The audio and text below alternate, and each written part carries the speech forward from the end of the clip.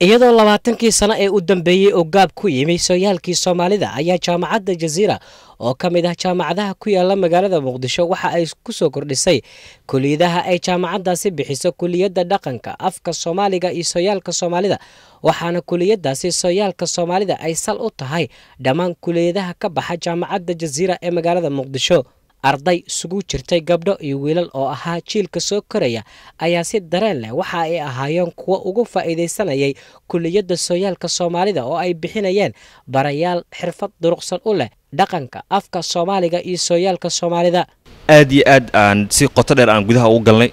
inaan wax badan aan ka ogaano dhaqankeeni iyo dhulkeeni hooyo suwaagi hore sidoo ahaan jiray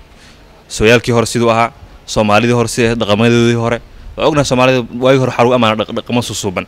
xogaa waayadii dambana xogaa colaadii waxay bilaawteen xogaa in badan inaan si halaano marka inaan jiilkeeni xogaa horta la tuso Soomaali waagi hore sida ahayd su'aasha jawaabteeda hore sida aan raacsho waxay buugta gooninta anaga soo qaadanaa aan akhrin sooyaalka Soomaalida kale waxaan filayaa in ilmaheena aan akhrin doono dadka kula sheekaysan doono kafeeyadan ku cabi doono hadii Ilaahay yiraahdo waxaan ku doortay jaamacadda Jazeera inay tahay jaamacadda wadanka markii loo fiiriyo oo horumarsan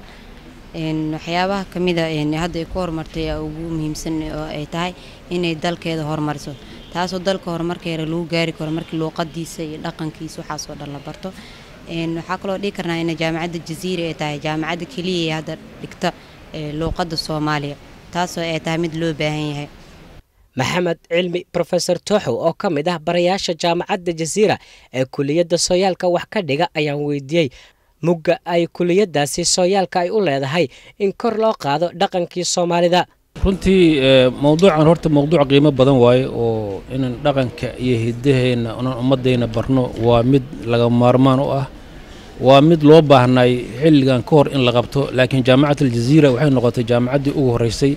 ee ku dhigtay maadadan kulliyadan waxay ku dhigtay maadadan ka dhigtay kulliyadda afafka ka dhigta oo aad iyo aad mataqaana waxay u xiiso badan marka waxaan ku amaanaynaa jaamacadda Jazeera qaybtan ay ka qaadanayso baahinta iyo hirgelinta dhaqanka iyo hidaha Soomaaliyeed hadda ka horna waa loo baahnay in jaamacadaha dalka laga dhigo sida awalba looga dhigi jiray gudoomiyaha mu'aasasada jaamacadda Jazeera University Dr. Cabduqaadir Cabdiraxmaan Aadam ayaa sheegay sababaha kulliyadda dhaqanka sooyaalka fanka iyo Soomaalida ay ugu soo kordhiyeen jaamacadda Jazeera waqtigeedina la joogo luqadda Soomaaliga in dooraba way sii yaraanaysay waa sii dhamaanaysay marka waxaanu door bidnay maadaama aan joogno inaga meeshii yani arday badan ay ka soo bixisay oo saameyn badan ku lahaan doonta mujtamaca oo dadka madaxda berito noqon doona oo mustaqbalka beri noqon doona in aynu barno dhaqanka iyo luqadda Soomaaliga ah dabcan af Soomaali way ku hadlaan laakiin waxaa jirta luqadda meelo laga fiirshaa jiray dhimashadeeda waxaad arkaysaa dad badan oo hogaamiyaal oo hadda maanta markay rabaan inay la hadlaan dadkooda inay ku hadlayaan ama English ama Arabic oo percentage ugu badan luqadeedu u yahay marka waa inaan yeelanaa dareenka uu yeeshay madaxweyne Ismaaciil Cumar Geelle oo sida uu ilaalinayo luqadda oo markastaba uu rabo inay u jirto luqadda Soomaaliga waayo haddayna jirin qoraallo badan oo soo baxaya dad badan oo la barayo haddayna jirin luqadda way baaba'aysaa عبد العزيز إبراهيم أحمد أوكي تي في Universal مقالة مقدشو